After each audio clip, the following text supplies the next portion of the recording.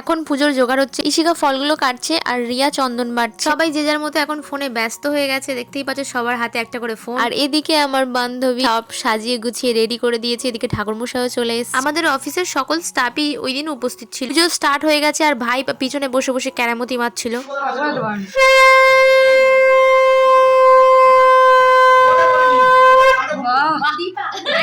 আমাদের যোগ্য দাদা শাঁখ বাজারও দেখলে তো তোমরা সবাই, তোমরা কে কে ছেলেরা শাঁখ বাজাতে পারো অবশ্যই কমেন্টে জানাবে। এবার আমাদের অঞ্জলি দেওয়ার পালা, আমরা দুই বান্ধবী বসে গেছি আর ওদিকে দাদাও বসে গেছিল। আমি না খেয়ে থাকতে পারি না আর উপোস তো একদমই করতে পারি না। আসলে ওই দিন গন্ডু ভাইয়ের পুজো ছিল তো আমার ভাই, ওই জন্য তেমন কিছু আমাদের মনেই হয়। এবারে হোম শুরু হওয়ার পালা, তো এইভাবে হোম করছিল ঠাকুরমশাই। আর এদিকে আমাদের স্যার ম্যাডাম জোরে বসেছিল। এখন বাজে 3:30, অবশেষে আমাদের পুজো শেষ হলো। এবার সকলকে প্রসাদ দেওয়া হবে, বাকিরা যারা চলে যাবে তারা খেয়ে নিয়েছিল অলরেডি। আমিও একটু পুজোর প্রসাদ খেয়ে নিলাম। ভোগ রান্না হয়েছিল পোলাও, আলুর দম আর চাটনি। চুপি চুপি এসে ভিডিও দেখছো, চলে যাচ্ছ, লাইক শেয়ার কে করবে? তাড়াতাড়ি ঝটপট লাইক শেয়ার করে দাও।